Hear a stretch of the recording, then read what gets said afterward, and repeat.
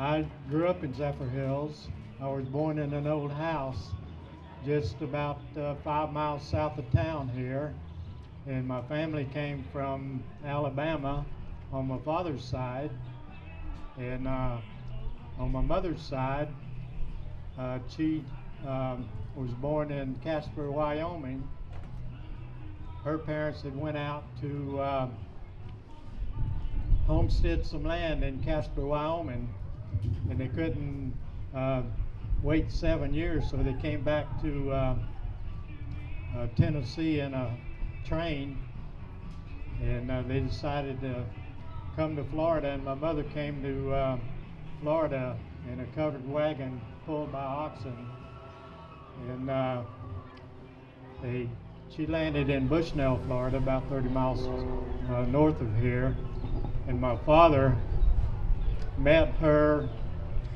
She was in a beauty contest in Bushnell at the fair, at the carnival, and so they kind of got together, and I have one older sister, an older brother, and myself, and I got 4 more sisters under me. So there were 7 kids in my family. But my grandparents and great-grandfather came to Zephyrhills back in the early 20s in a Model T. And my dad ran he was a mechanic, and he had a mechanic shop across from the old Trotman house on 301, which is the Coney Island or something over there now. He had a shop across the road where the city retention pond is now. And the railroad came through town, of course. A lot of people don't know that. And it came right behind his shop. And another family named the Gills, Fred Gill, he owned a kerosene business there. My dad had the shop next to it. But getting back to some of the older stuff, my grandfather liked to boil peanuts, and he would sell peanuts on down here on the city street on Saturday morning. And her parents, Vance and Norma Forbes, they would come down and sit on the bench and watch all the funny people. That's what they always told us. They'd come down to watch all the funny people. But when I was a kid, I had to have a bicycle, so I took up a job delivering Grit newspapers. I don't know if anybody knows what the Grit newspaper is, but it was, the coach over there knows. Okay, and I had one of my customers was Mrs. Cruzen. And I don't know, the old timers know who the Cruzens are, because Mr. Cruzen had a lumber mill and sawmill over behind where their house is now, over by the railroad. So I would come and deliver the Grit newspaper, Mrs. Cruzen, and she usually paid me every Thursday, but every once in a while she would tell me that, I don't have the change right now, Donnie. Could you let me hold over till next week, and I'll pay you for both weeks? And of course, I knew Mrs. Cruzen from way back, and I said, of course, anytime you want to do that, I'm willing. And she always kept her word. So I was happy about that, because it helped me pay for my bicycle. I had a buddy that he delivered on the other side of town, but he rode a little Shetland pony, but I rode my bicycle. And Sharon's dad worked for Mr. Cruzen right out of high school. He was kept the books for Mr. Cruzen, and he got a job later on. I guess he was in his early 20s. He got a job later on at Pasco Packing in Dade City. I don't know how many people know that there was a huge citrus plant in Dade City? It's supposed to have been the biggest in the world. But he got a job up there in the bookkeeping, and one day he went in and asked his boss if he could have a week's paid vacation. His boss said, "I'll think about it." And a couple of weeks later, he ran into his boss, which was talking to his boss. He went up and approached him and said, "Have you thought about what I asked you about giving me a week's vacation with pay?" He says, "Yes, I've thought about it." And the answer is no. And her dad said, "Well, in that case, you can take this job and shove it." And so his boss told him, he said, "Well, don't worry about getting another job. You'll have a job in a couple of weeks." And her dad found out that his boss was on the draft board. And her dad was 29 years old, and he was drafted into the Army. So that's how he got drafted into the Army at that age, because he had told his boss to take the job and shove it. So his boss made sure he had another job. So he spent a couple of years in the Army in France. But when he got back, he had just got off the train or the bus, I don't know which, and met her mother, and they were walking downtown to Newcomb's drugstore to get a soda. And the lady that was the postmastress in town come up and said, "Vance, would you like to have a job in the post office?" He said, "Well, I don't know. I'll think about it. I just got off the train from the military." And she said, "Well, let me know." So he went back to Mr. Cruzen, that he put him to work. He said, "I worked a week digging ditches." And he said, "I don't think that's the job that I want for the rest of my life." So he went back and he got a job in the post office, and that's where he retired. He was an assistant master, and he's also the postmaster for a little while, but that's where he retired. But he was kind of a character. I'll fill you in. His mother's father was named Charles Curtis. He was mayor here back in the 20s, early 30s, and he was also a city councilman, and he ran an insurance company. And I have talked to one of the ladies here. I have, from their old stuff, they passed away a couple of years ago. We lost them both. Vance was 4 months from being 101 years old, and his wife, Sharon's mother, was about a couple of months from being 96. But in their records, I have original signed signatures of Simon J. Temple, the fella that they say started the Zephyrhills, on some like quick claim deeds and stuff like that, and they're the original signatures. They're not made up. They're the real deal. And also in their records, I found an abstract for when James Greer had the sawmill out, we call it Greer, out Wire Road. And I have his original signatures on an abstract. So I'm going to donate that to somebody in the city. I'm not going to throw it away. But anyway, that's some of the history of Vance's family.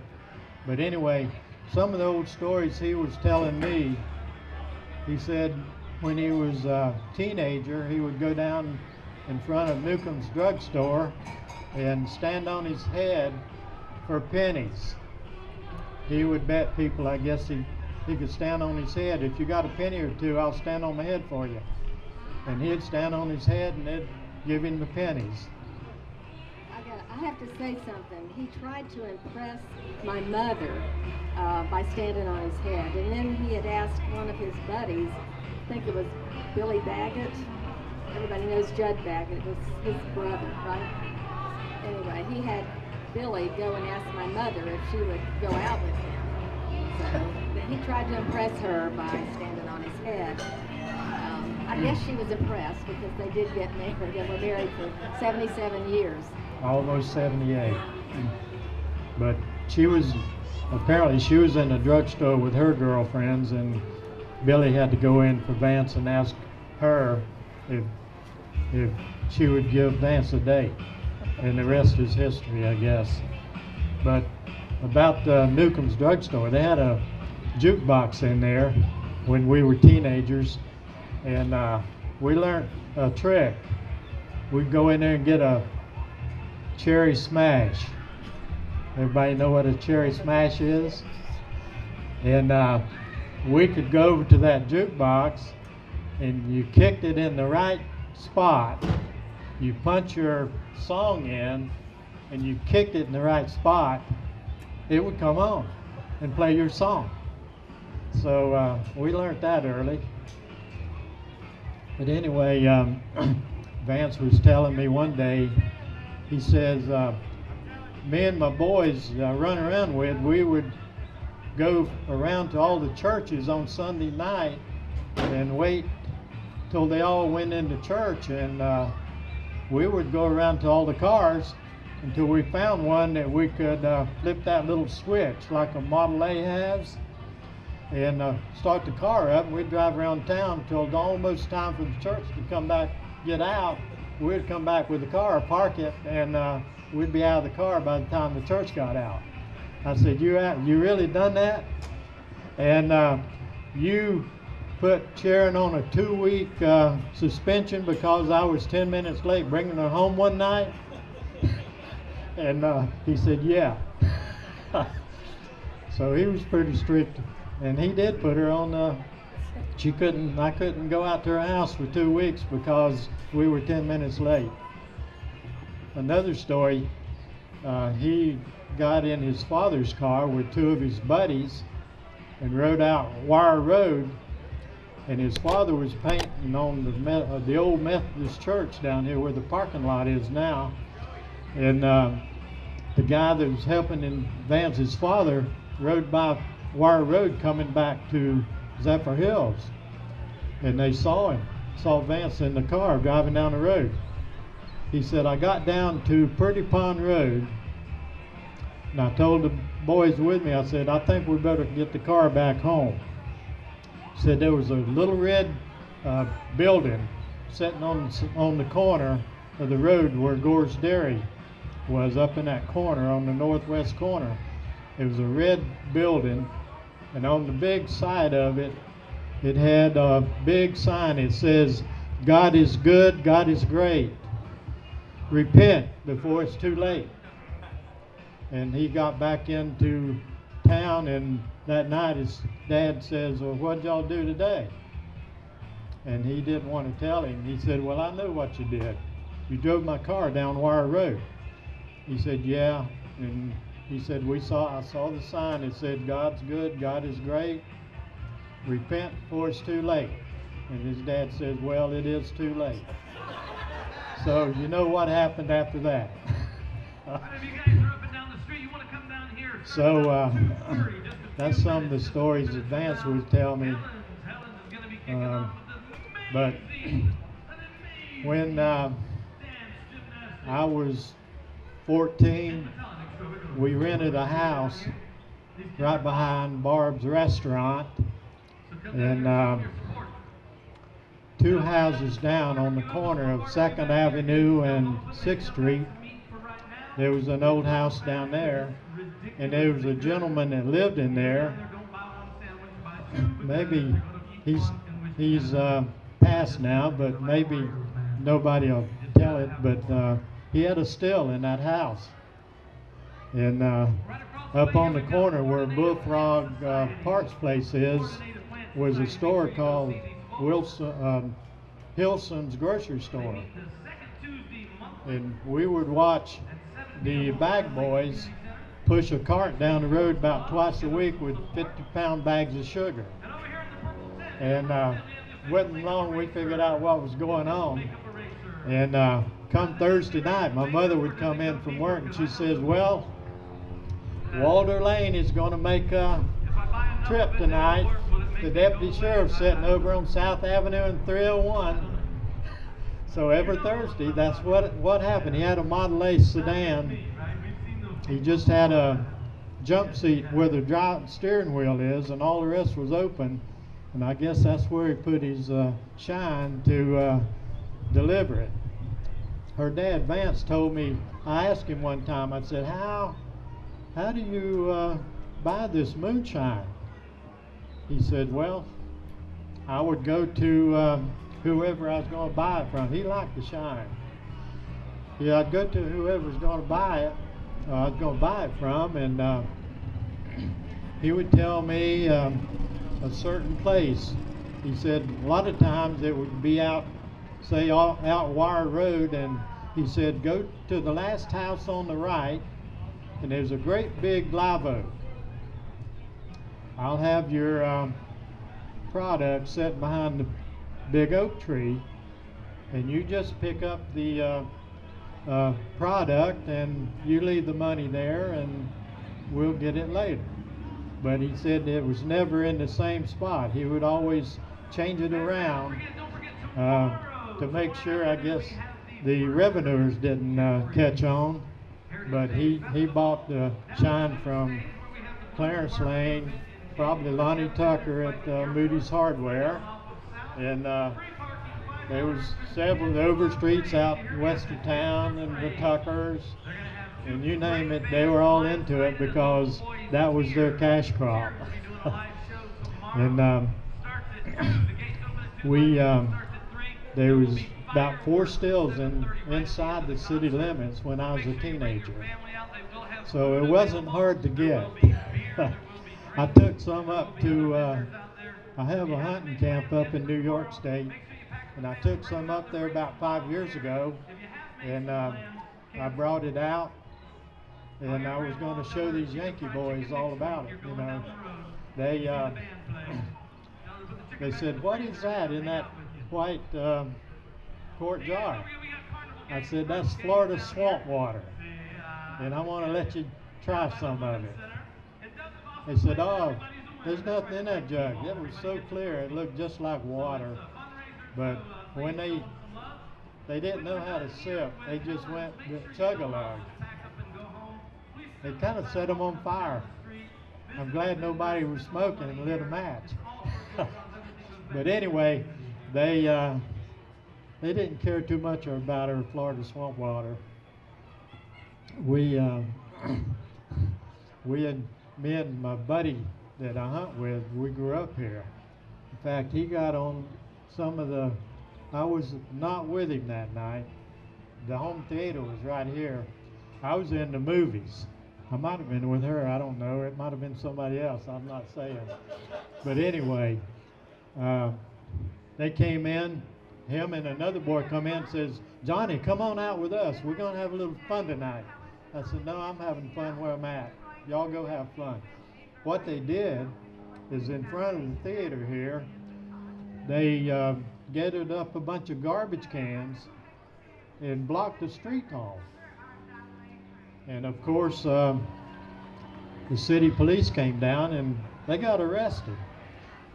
And, you know, kind of telling some of these younger kids, I don't see any of them around here, but they had to go to court, and he has lived with a felony charge the rest of his life. The way I'm kin to Clarence Lane, my grandfather's sister married Bill Lane, which is Clarence Lane's brother. There was, I think, 5 of those boys, and I think all of them was in the business except Bill. He never did. I don't think my Aunt Bertie would have let him do it. She worked in the school cafeteria for years and years, Bertie Lane. But anyway, a couple of stories about Lane boys. The father lived out on Sunshine Road. That's the old family farm out there, and Vance told me that the father would have dances on Friday night. And of course, while the dance was going on, he was peddling his moonshine. So he got rid of his shine, his dances he'd have every Friday night. And my buddy that I was talking about that was the felon, he lived out there in a little house off Sunshine, just down from the Lane farm, and he had a German Shepherd dog. And he came in from work out one afternoon, and that dog was staggering all over the place, and he loaded him up and took him up to the vet. He thought maybe he had tick fever or something. I don't know, y'all know what tick fever is? The animals, it kind of makes them like they're drunk.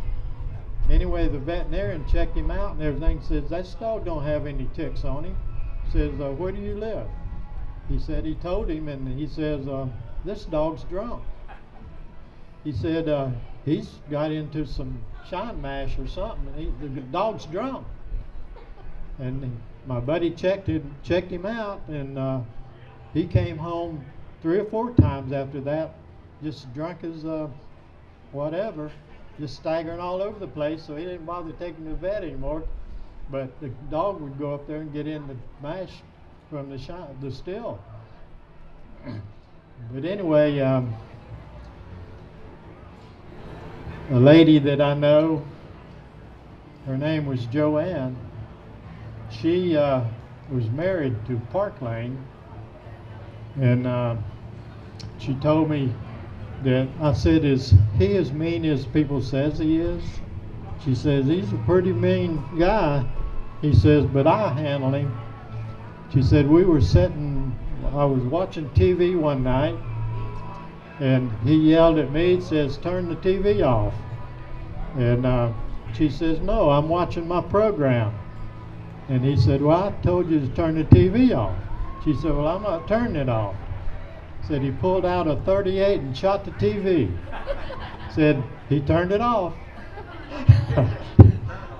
So that's another story on some of the Lane boys. I run around and played football and baseball and basketball with Roy Lane, which is Bill Lane's son, which I guess is my second cousin. And so I could tell you some more stuff, but I don't know. If not, might get me in trouble. I don't know. Of course, how long is the stuff go before the cops can come and get you? Statute of limitations, they about over? But anyway, we were sitting at the, me and some of the boys, we were just out of school, and I had a 1956 Chevrolet, 2-door hardtop, and some of the other boys, the Smith boys and Jack, my buddy, we all had cars, and we'd do all we could to soup them up to make them run faster. And out on Fort King Road from what is Island Boulevard now, north to what we call the Dead Man's Curve. All these people of my age, they know where Dead Man's Curve is. Anyway, we had a drag strip out there that we came back toward town. And we had it marked off the quarter mile, and we went and got some of those little round traffic things they used to put in the medians.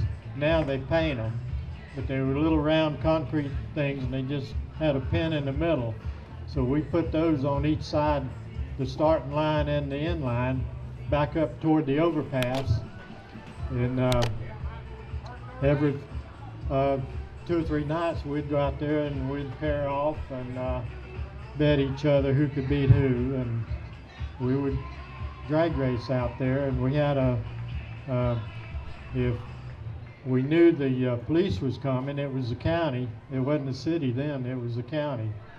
And Daughtry Road was a dirt road, and Island Boulevard was a dirt road. And if the cops was coming, somebody at one end would blink their lights 3 or 4 times, and the other end they'd blink their lights, and we'd all scatter. And one night, Buzzy Ruderman was out there with his dad's '39 Ford pickup, the company truck, when they had Ruderman's Chevrolet.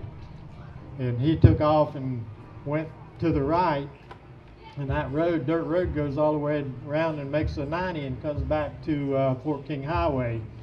Buzzy took that road, and when he hit that right angle dirt road down there, the ruts was so deep he rolled his truck up on his side.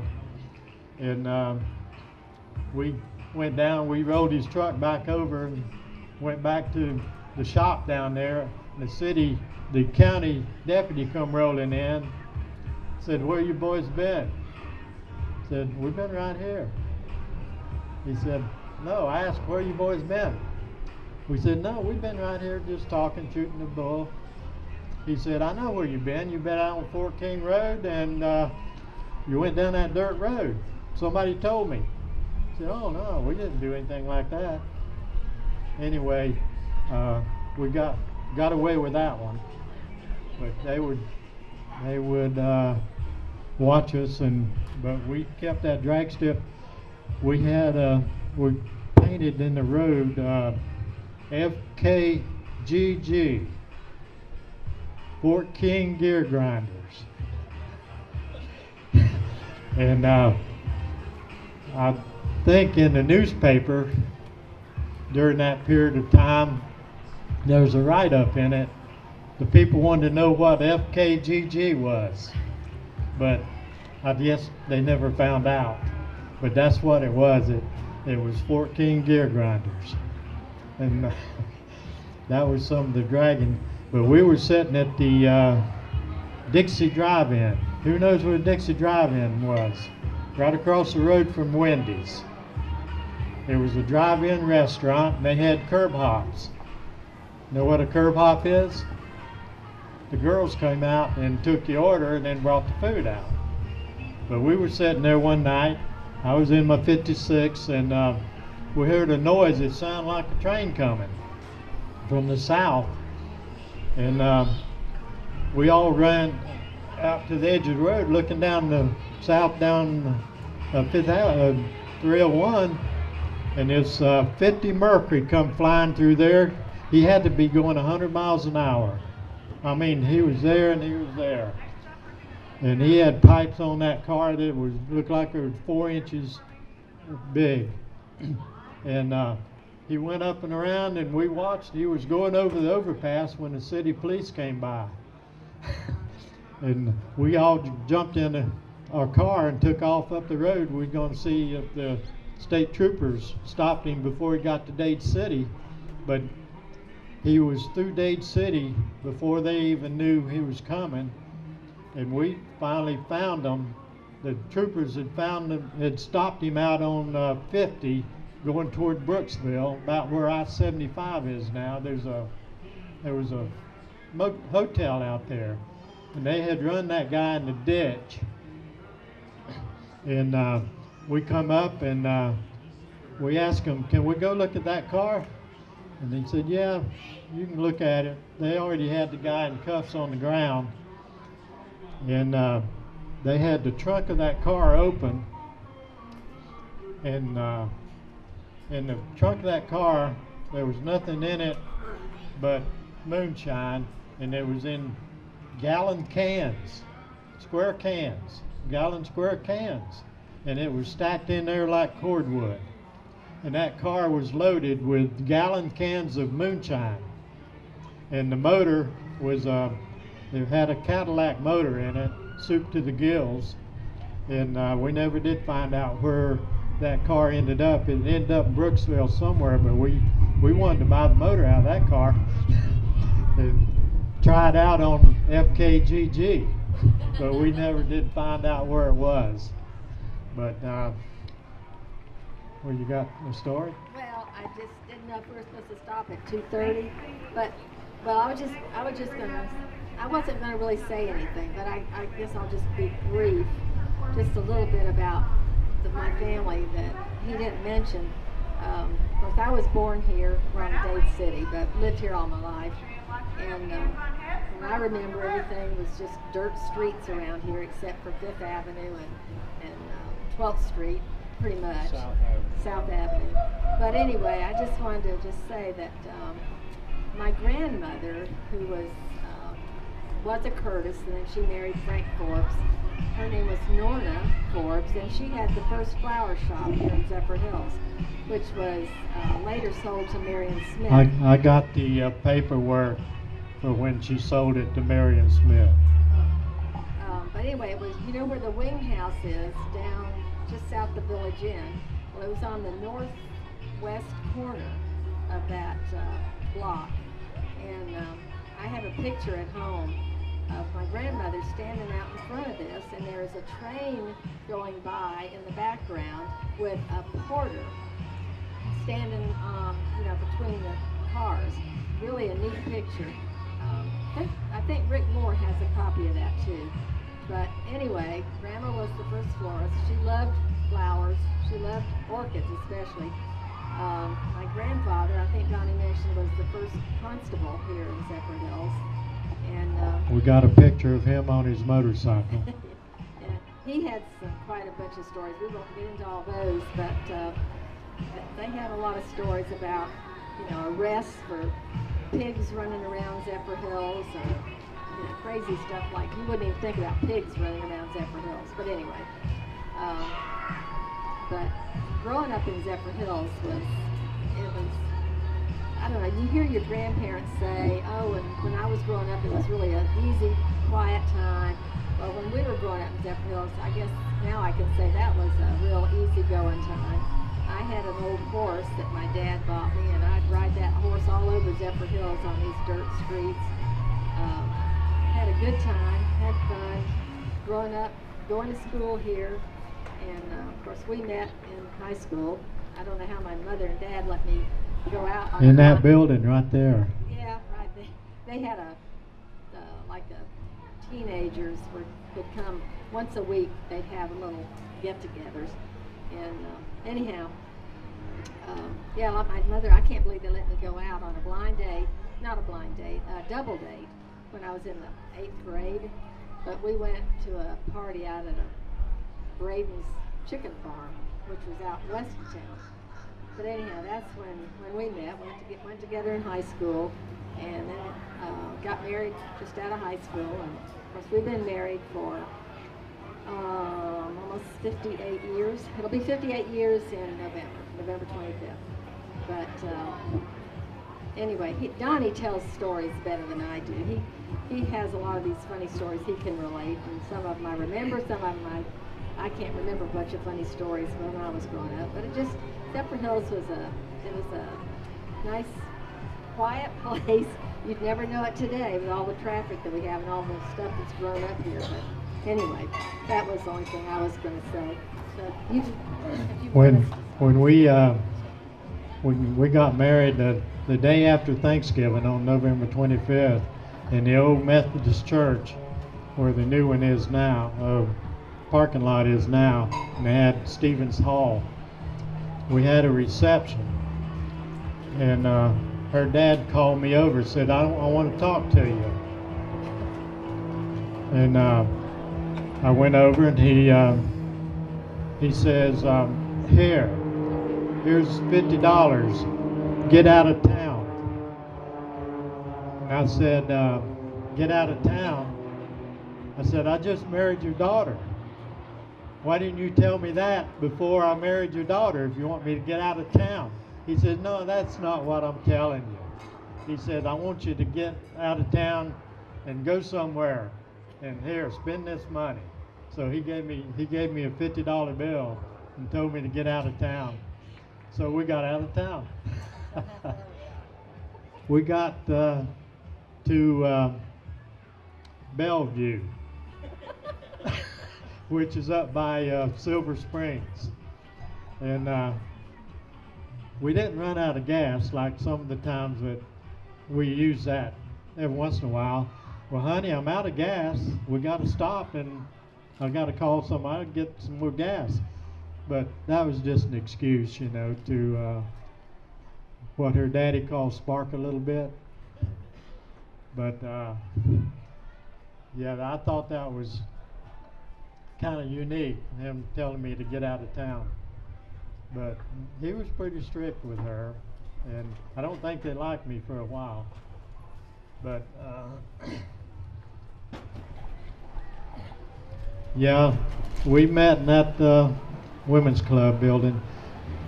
Years ago, on Tuesday night, they would have bargain night at the home theater, and it was 15 cents. And the people on Tuesday night was lined up down to the next block to get into the theater for 15 cents. And every Tuesday night. But when I got a good one on my brother. When I was 13 years old, 12 years old, and Jack was 11, my buddy. My brother was 14. He had found a baby possum, and my